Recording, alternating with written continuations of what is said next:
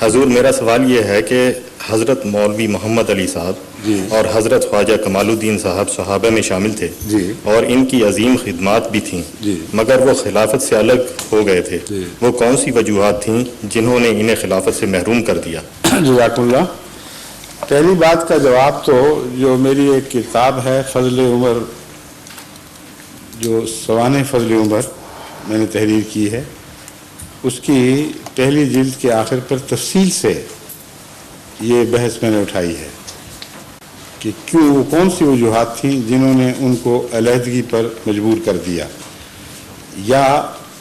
مجبور کر دیا تو نہیں کہنا چاہیے کیونکہ کوئی علیحدگی کی مجبوری نہیں تھی، ان کے نفس میں وہ کون سی ایسی خامیاں رہ گئی تھیں جن کے نتیجے میں انہوں نے خلافت سے باغیانہ رویہ اختیار کیا۔ اس کی تمام تفاصیل معین حوالوں کے ساتھ موجود ہے۔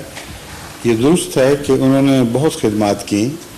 لیکن یہ بھی درست ہے کہ حضرت مسیح موعود علیہ السلام کو اللہ نے خبر دی، اور آپ کے تذکرے میں موجود ہے کہ مولوی محمد علی صاحب کو قیامت کے دن حضرت مسیح موعود علیہ السلام فرمائیں گے آپ بھی نیک تھے اور نیک ارادے رکھتے تھے، اس لیے آئیں اور ہمارے پاس بیٹھ جائیں۔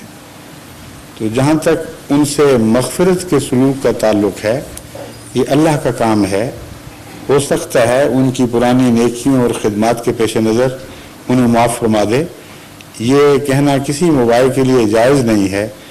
کہ غیر مباحوں کی مغفرت کا معاملہ ختم ہو چکا ہے۔ اللہ چاہے تو جس کو چاہے معاف فرما دے، وہ مالک ہے، لیکن بعض ایسی باتیں واضح تھیں جن کے نتیجے میں یہی نظر آ رہا تھا کہ الگ ہوں گے۔ بہت تفصیلی مضمون ہے، مختصراً میں آپ کو اب یہ بتاتا ہوں کہ حضرت مسیح موعود علیہ السلام نے اپنی زندگی میں ایک انجمن کو قائم فرمایا اور قانونی مشورے لیے گئے کہ اس انجمن کی کیا حیثیت ہو۔ اس کا پس منظر یہ تھا کہ بہت سے ایسے مسائل تھے انتظامی جن میں خطرہ تھا کہ قانون براہ راست حضرت مسیح موعود علیہ السلام کو ملوث کرے۔ کئی روزمرہ کے ایسے انتظامی فیصلے ہوتے ہیں، مالی معاملات ہیں، کہیں کوئی انجمن کا کارندہ خدا نخواستہ بددیانت ہو جاتا، کوئی مالی خودبرد ہوتی، تو یہ خطرات تھے جن کو پیش کیا گیا حضرت مسیح موعود علیہ السلام کی خدمت میں، تو آپ نے ایک انجمن کی بنیاد کی تجویز منظور فرما لی۔ یہ کوئی الہامی انجمن نہیں تھی، بلکہ ضرورت کے پیش نظر ایک مصلحت کے تابع ایک انجمن بنائی گئی، اور اس انجمن کے صدر حضرت خلیفۃ المسیح اول کو مقرر فرمایا گیا، اور حضرت خلیفۃ المسیح اول کے متعلق اور ممبر سور رسالے بنا دیے۔ قانونی زبان خود خواجہ کمال الدین صاحب اور بعض دوسرے وکلاء نے تشکیل کی، اور قانونی نظر سے ضروری تھا کہ اس انجمن کو خود مختار ظاہر کیا جائے۔ اگر خود مختار ظاہر نہ کیا جائے تو وہی دقت جو پیش نظر تھی کہ حضرت مسیح موعود علیہ السلام کو براہ راست کوئی ملوث نہ کر لے اور آپ کو جواب دہ قرار نہ دے، وہ دقت پھر بھی قائم رہتی۔ تو انجمن قائم ہوئی، قانونی طور پر یوں لگتا تھا کہ انجمن نے گویا ٹیک اوور کیا ہے، لیکن حضرت مسیح موعود علیہ السلام کے زمانے میں قائم ہوئی، آپ کے وصال کے بعد بھی ہوئی، اور آخری مطاع اور تمام امور میں قابل تعمیل حضرت مسیح موعود علیہ السلام ہی رہے۔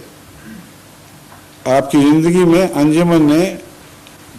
تصور بھی نہیں کیا کہ ان قانونی اختیارات سے فائدہ اٹھا کر یہ کہیں کہ اب حضرت مسیح موعود علیہ السلام تو روحانی امور میں رہ گئے ہیں، اب ہمارا انتظامی امور پہ قبضہ ہے، بلکہ بالکل دبے ہوئے اور خاموش بیٹھے رہے۔ اس انجمن کے قائم ہونے کے باوجود جب رسالہ الوصیت مسیح موعود علیہ السلام نے تحریر فرمایا اور آپ کے وصال کی خبریں ہوئیں، خدا تعالیٰ کی طرف سے خبریں ملیں، تو آپ نے فرمایا کہ اب میں تمہیں چھوڑ کر جانے والا ہوں، میری جدائی سے دلگیر مت ہونا، کیونکہ میرے جانے کے بعد تم دوسری قدرت کا منہ دیکھو گے جو میرے ہوتے ہوئے نہیں ظاہر ہوگی، اور وہ قدرت ثانیہ ہے جسے خدا قیامت تک قائم رکھے گا، اور وہ تمہاری حفاظت کرے گی، اور یہی مقدر ہے ازل سے کہ ایک نبی جب آنکھیں بند کرتا ہے تو اس کے بدلے اللہ تعالیٰ ایک دوسری قدرت کو بھیجتا ہے. ابتدا میں لوگ خوش ہوتے ہیں، ٹھٹھا کرتے ہیں، مگر دوسری قدرت جب اپنا قبضہ جماتی ہے تو پہلے سے بڑھ کر پھر ترقی شروع ہو جاتی ہے. انجمن تو پہلے سے موجود تھی، یہ دوسری قدرت تو نہیں تھی. بڑی واضح اور قطعی بات ہے. اس لیے وصال کے بعد جو دوسری قدرت ظاہر ہوئی ہے وہ خلافت کی صورت میں ظاہر ہوئی ہے. اور حضرت خلیفۃ المسیح اول کے ہاتھ پر تمام انجمن کے کارکنوں نے اور سب نے اجتماعی طور پر بیعت کر لی، اور جو کچھ رہ گیا تھا باقی جو کسر رہ گئی تھی وہ بھی پوری ہو گئی. انجمن قانوناً اپنے آپ کو خود مختار بتانا چاہتی تھی، اور واقعہ یہ تھا کہ مسیح السلام کی زندگی میں اس اختیار کا ایک شوشہ بھی انجمن نے اپنے ہاتھ میں نہیں لیا. اور جب حضرت خلیفۃ المسیح اول کو خلیفہ چنا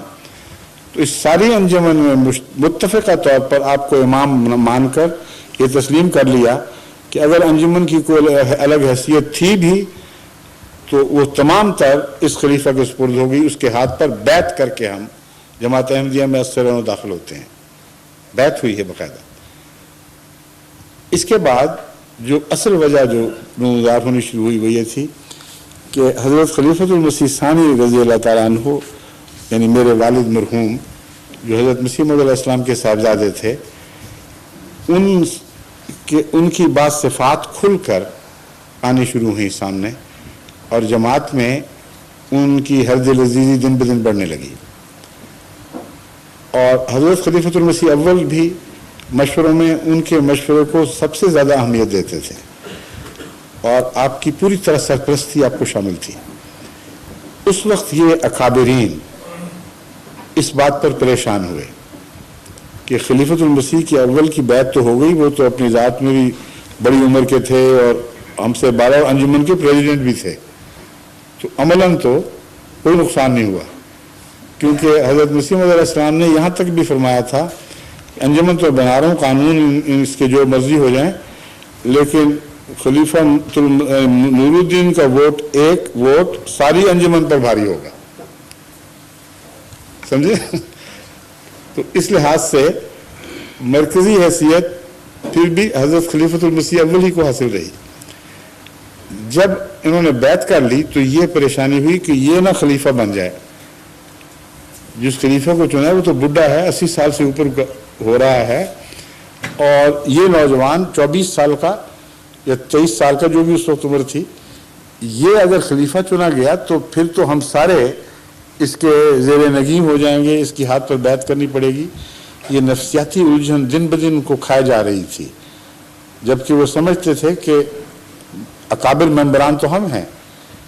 تب وہ انجمن کی شقیں جو قانونی لحاظ سے مجبوراً داخل کی گئی تھی وہ ان کو اپنی نجات کا ذریعہ دکھائی دینے لگیں، اور یہاں تک کہ انہوں نے حضرت خلیفۃ المسیح اول کی زندگی میں یہ کوششیں شروع کر دیں کہ ہم نے خلیفۃ المسیح اول کی حیثیت مطاع کی محض اس لیے ہے کہ انجمن نے ان کو خلیفہ بنا لیا ہے. اگر انجمن نہ بناتی تو ان کو یہ عزت اور احترام اور واجب الاطاعت ہونے کا مقام نصیب نہ ہوتا. یہ فیصلہ تھا ان لوگوں کا، اور اس کا پروپیگنڈا شروع کر دیا. حضرت خلیفۃ المسیح اول کے سامنے جب یہ باتیں پیش ہوئیں تو آپ نے وہ خطبہ دیا جو جماعت کی تاریخ میں ایک غیر معمولی اہمیت کا حامل ہے. آپ نے فرمایا دیکھو یہ پروپیگنڈا ہو رہا ہے، مجھے علم ہے، میں تمہیں بتاتا ہوں کہ خلافت کوئی کیسری کی دکان کی سوڈا واٹر کی بوتل نہیں ہے جو خریدو اور استعمال کرو. مجھے خدا نے خلیفہ بنایا ہے، جس طرح اس نے مجھ سے پہلے خلفاء بنائے، اسی خدا نے بنایا جس نے ابو بکر کو بنایا تھا، جس نے عمر کو بنایا تھا. اس لیے انجمن کے ممبران جو یہ کہتے ہیں کہ ہم نے بنا دیا ہے، اس لیے مانو اگر انجمن نے بنایا ہے تو میں اس خلافت پر تھوکتا بھی نہیں ہوں. میرے نزدیک اس خلافت کی کوڑی کی بھی قیمت نہیں ہے. خدا نے بنایا ہے، اس لیے توبہ کرو ورنہ تم مخرجین کی خارجوں کی طرح ہو جاؤ گے. یہ وارننگ دی. یہ سارے ممبر موجود تھے اور اس بات میں کسی روایت میں راوی میں کوئی اختلاف نہیں، اس خطبے کا اس وقت جو بڑی جلال سے دیا گیا، ایسا اثر ہوا کہ مسجد میں یوں لگتا تھا جیسے بکریاں ذبح ہو رہی ہوں، اور واویلا پڑ گیا اور شور پڑ گیا آہ و بکا کا، اور یہ سب معافیاں مانگنے میں پیش تھے، اور انہوں نے کہا کہ یا حضرت ہمیں معاف کریں، جو بھی ہوا ہماری طرف سے، جس کی طرف سے بھی ہوا ہمیں بخش دے، ہم آئندہ سے ہماری توبہ۔ ایک طرف توبہ کی، دوسری طرف پھر وہی خطرہ درپیش، اور توبہ سے پھر اس طرح سے کہ، اور یہ ایک قطعی ثبوت ریکارڈ پہ موجود ہے کہ رفتہ رفتہ حضرت خلیفۃ المسیح اول کے فیصلوں کو خلیفہ کا فیصلہ کہنے کی بجائے کہنے لگے کہ یہ صدر انجمن احمدیہ کا فیصلہ ہے، انجمن احمدیہ کے پریزیڈنٹ کا فیصلہ اس لیے ہم مانتے ہیں۔ تو فتنہ تو موجود رہا۔ جب حضرت خلیفۃ المسیح اول کا وصال ہوا تو اس وقت یہ لوگ اٹھ کھڑے ہوئے اور کہا کہ اب خلافت کی ضرورت نہیں۔ وہ صحابہ جو خلافت کو سمجھ چکے تھے، جو جانتے تھے کہ حضرت خلیفۃ المسیح اول کی ذات میں قدرت ثانیہ کا ظہور ہوا ہے اور اس کے مقابلے پر انجمن کی کوئی حیثیت نہیں، انہوں نے اٹھ کر کہا کہ سوال ہی نہیں پیدا ہوتا، آج ہی ہم خلیفہ چنیں گے اور خلیفہ خلافت کی بیعت کریں گے۔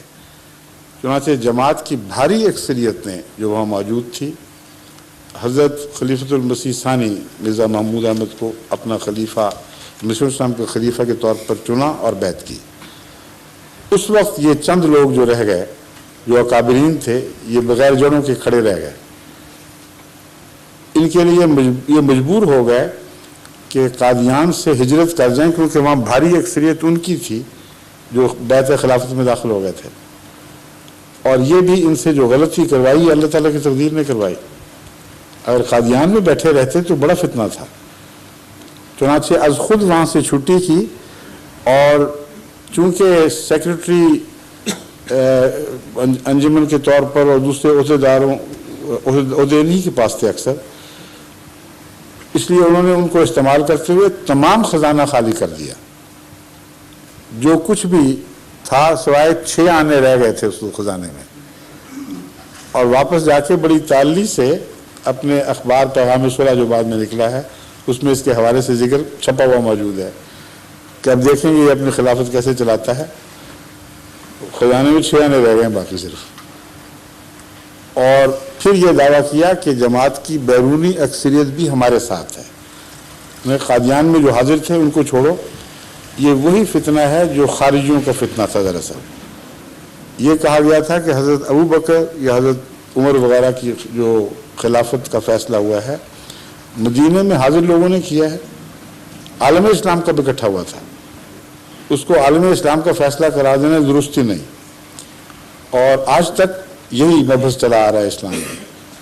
تو بین ہی وہی رخ اختیار کیا گیا اور کہا گیا کہ یہ فیصلہ موجود آدمیوں کا تھا لیکن ساری بیرونی اکثریت ہمارے ساتھ ہے۔ اور کچھ ایسے اکابرین تھے جو انجمن سے متاثر تھے، جن کو قادیان میں رہ کر لمبی تربیت کی توفیق نہیں ملی، اور قانونی جو عبارت پڑھتے تھے تو یہی ان پر تاثر ہوتا تھا کہ حضرت مسیح موعود علیہ السلام نے گویا انجمن ہی کو جانشین بنایا ہے۔ اس لیے ایک بڑی تعداد دھوکہ کھا کر ان لوگوں کے ساتھ چل گئی، اور انہوں نے یہ اعلان بھی کرنا شروع کیا کہ اکثریت بھی ہمارے ساتھ ہے۔ حضرت خلیفۃ المسیح ثانی نے فرمایا کہ دیکھو خدا میرے ساتھ ہے، خدا نے مجھے خلیفہ منتخب کروایا ہے، نہ تمہارے خزانے کسی کام آئیں گے، نہ تمہاری اکثریت رہے گی، اب دیکھ لینا کہ آگے آگے کیا ہوتا ہے، الہی تائید کس کے ساتھ ہے۔ چنانچہ آج وہ عالم ہے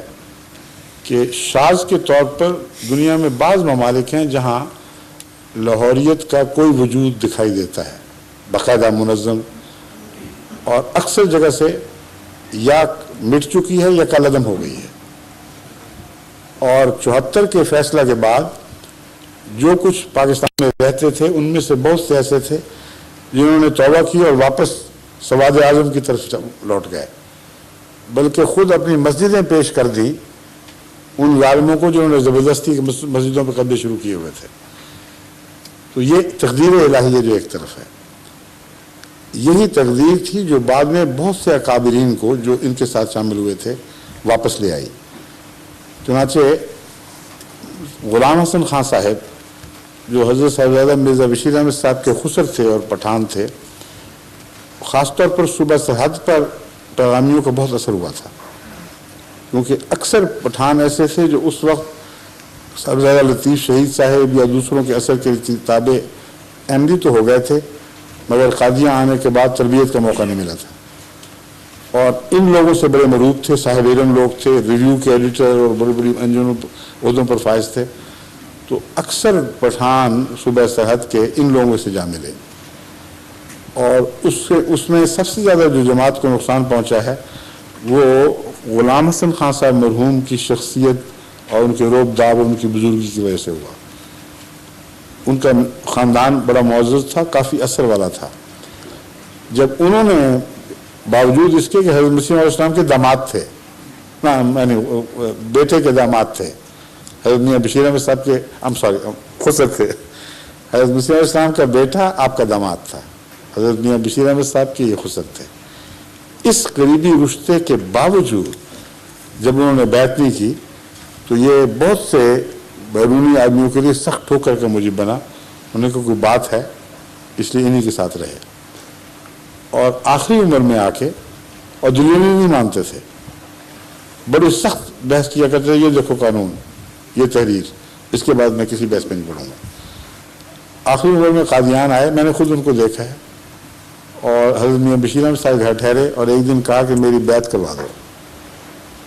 حضرت میاں بشیر احمد صاحب نے ان سے عرض کیا، احترام کرتے تھے بہت، کہ ساری عمر آپ نے بحثیں کرتے گزار دی اور کسی کی بات نہیں مانی، اب آپ کو کیا سوجی ہے جو بیعت کا فیصلہ کر رہے ہیں؟ آپ نے فرمایا دیکھو وہ استدلال تھا جو میرے دماغ کا تھا، اور میں دیانتداری سے اس پر قائم رہا اور انکار کرتا رہا، اور جو بیعت ہو رہی ہے یہ تقدیر الہی کے اجرا سے ہو رہی ہے۔ جب میں نے دیکھا کہ خدا ان کے ساتھ کھڑا ہے اور ان کے ساتھ نہیں ہے، تو مذہب تو خدا کی خاطر ہوتا ہے، میں نے فیصلہ کیا، میری سب دلیلیں ایک طرف اور خدا کا فیصلہ ایک طرف، چنانچہ میں نے بیعت کا فیصلہ کر لیا ہے۔ یہ ٹھیک ہے کہ اقلیتیں بھی بعض اکثریت کے مقابلے پر سچی ہوتی ہیں، مگر یہ کبھی نہیں ہوتا کہ اکثریت سچی ہو اور اقلیت اس کو کھا جائے، یہ دو الگ الگ چیزیں ہیں۔ اقلیت سچی ہو تو جب بھی اکثریت سے ٹکراتی ہے بڑھتی ہے اور پھیلتی ہے، اکثریت سچی ہو تو اقلیت اس کو کچھ نہیں کر سکتی۔ یہاں یہ مضمون چلا ہے، وہ کہتے تھے کہ تم اقلیت میں ہو، تمہاری کوئی حیثیت نہیں ہے، مگر خدا تعالیٰ کی تقدیر نے اگر یہ سچے تھے تو اس سچ کو اقلیت کیوں بنایا، جبکہ اس کی تقدیر یہ ہے کم من فئۃ قلیلۃ غلبت فئۃ کثیرہ، آغاز میں چھوٹی جماعتیں بھی ہوا کرتی ہیں، لیکن یہ قانون ضرور جاری ہوتا ہے کہ وہ کثیر جماعتوں پر غالب آ جایا کرتی ہیں۔ یہ قانون نہیں ہوتا کہ سچائی اکثریت کی طرف ہو اور اقلیت سے مغلوب ہو جائے۔ بس یہ تقدیر الہی تھی جس کی طرف وہ اشارہ کر رہے تھے محمد حسن خان صاحب، غلام حسن خان تھا نا ہم، یا غلام حسن خان صاحب، حضرت میاں بشیر احمد صاحب کے خسر۔ اب یہ پوزیشن ہے، امید ہے آپ کو وجوہات سمجھ آ گئی ہوں گی کہ کیوں یہ ٹھوکریں لگیں، ٹھیک ہے؟ محمد محمد محمد رسول اللہ رسول اللہ رسول اللہ محمد رسول اللہ۔